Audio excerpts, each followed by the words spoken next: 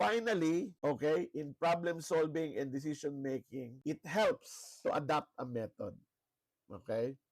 So, anong method ang pwede mong gawin? Maraming iba't ibang klase ng problem solving and decision making. Merong 7QC story, merong 8Ds, Six Sigma, Kaizen, PDCA, and then marami pang iba na creative approaches. Tonight, we're not going to talk about 7QC story, 8D, Six Sigma, Kaizen, PDCA.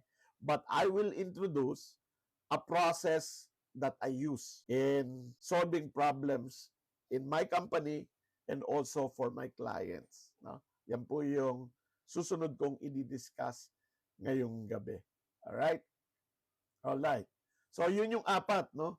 As a leader, it's important to learn to maintain transparency, break down silos, no? Iwasan yung little kingdom, demonstrate open-mindedness, and have a method, no? Na hindi yung alatsamba lang or bara-bara lang yung approach natin sa problem solving and decision making.